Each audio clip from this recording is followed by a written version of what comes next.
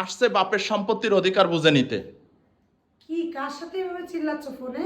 আর বইলো না, ছোট বোনটা আমাকে জ্বালায় শেষ করে দিল। কি বলো? ওর মতন ভালো মেয়ে দুনিয়ায় একটা আছে, এত শান্ত শিষ্ট ভদ্র মেয়ে, ও আবার তোমাকে কি জ্বালাইলো? আর বললো না, ওর যে জামাই আছে ব্যবসা করে, ব্যবসা এখন ভাটা পড়ছে, তাই ও আমাকে ফোন দিয়ে বলতেছে যে ভাই আমাকে, দেশের যে পরিস্থিতি, কারোরই ব্যবসা বাণিজ্য ভালো না। শোনো, তাই আমাকে ফোন দিয়ে বলতেছে যে আমাকে কিছু টাকা দিয়ে সাহায্য করতে। কিন্তু আমি ওকে টাকা দিতে যাব কি জন্য? তো তুমি ওর একমাত্র ভাই, ও তোমাকে বলছে, তোমার সামর্থ্য থাকলে তো তোমার অবশ্যই দেওয়া উচিত। শোনো, আমি যে টাকা উপার্জন করছি অনেক কষ্ট করে উপার্জন করছি। আর আমি যখনই ওকে টাকা দিতে চাইনি, ও কি বলে তুমি জানো? কি বলছে? বলে কি, আমার বাপের সম্পত্তির ভাগটা আমাকে বোঝাই দিতে, আমি অন্য জায়গায় বিক্রি করে আমি টাকা ম্যানেজ করে নেব। তা ঠিকই তো বলছে, ভুল কি বলছে? তুমি ওর একমাত্র ভাই হয়ে, ওর বাপ নাই মা নাই, তুমি ওকে সাহায্য করবা ছাড়া কি করবে বলো তো?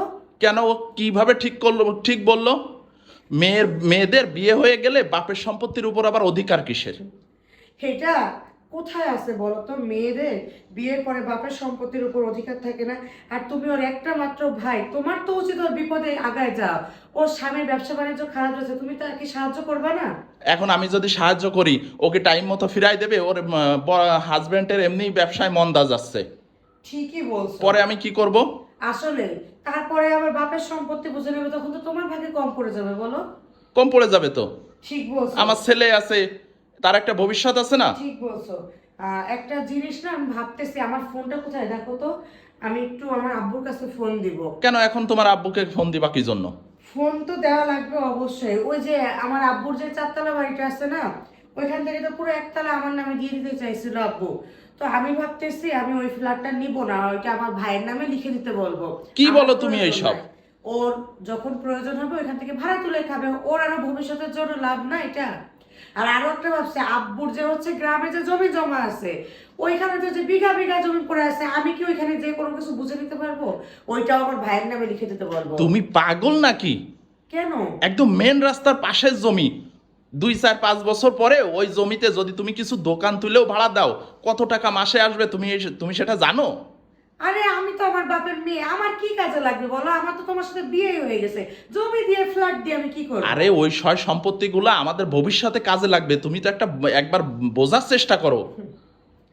নিজের বেলায় তো 16 আনাটা খুব ভালোই বুঝতেছো, নিজের ভবিষ্যৎ বুঝতেছো, বাচ্চার ভবিষ্যৎ বুঝতেছো, কিন্তু বোনটা খেয়ে আছে না না খেয়ে আছে সেইটা একবারও ভেবে দেখছো? তোমার বোনটা কোন পরিস্থিতিতে তোমাকে হচ্ছে ফোন দিছে? যেই মেয়েটা কখনো তোমার কাছে একটা সুতা পর্যন্ত চায় না, সেই মেয়েটা আজকে তোমার কাছে করে টাকা চাচ্ছে। তুমি টাকা তো দেওয়া দূরের থাক, তার বাপের সম্পত্তি চাইছে, তুমি সেইটা পর্যন্ত দিচ্ছ না। কেমন ভাই তুমি বলো তো? তোমার তো লজ্জা লাগা উচিত যে তুমি ভাই হয়ে বোনের সাথে এমন আচরণ করতেছো। বউয়ের বেলায় বুঝলা ঠিকই ভবিষ্যৎ লাগবে, বউয়ের বাপের বাড়ির সম্পত্তি লাগবে, তা সেখানে তোমার বোন চাইছে, সেখানে তুমি কেন দিবা না বলো তো? আমাদের ইসলামে কোথাও আছে এরকম শরীর ঠকানোর কথা? তুমি তো রীতি বলো তোমার বোনকে শরীর ঠকাচ্ছ। আসলেই তো তুমি ঠিক বলছো। মানে আমার নিজের আনায় 16 আনাটা ভালো বুঝলে পরের বেলায় 16 আনাটা বুঝতে হয়। আমার বাপের সম্পত্তির উপর আমার যতটা না অধিকার, ওরও তো ততটাই অধিকার।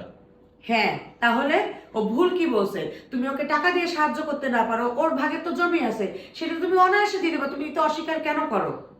মানে তুমি আমার চোখ খুলে দিছো, ঠিক আছে? এই আমি জন্য শুধু তোমার ক্ষেত্রে না, সকলের ক্ষেত্রেই, যে জমি জমার উপর একটা ছেলের যেমন অধিকার আছে, একজন সন্তান হিসেবে মেয়েরও অধিকার আছে।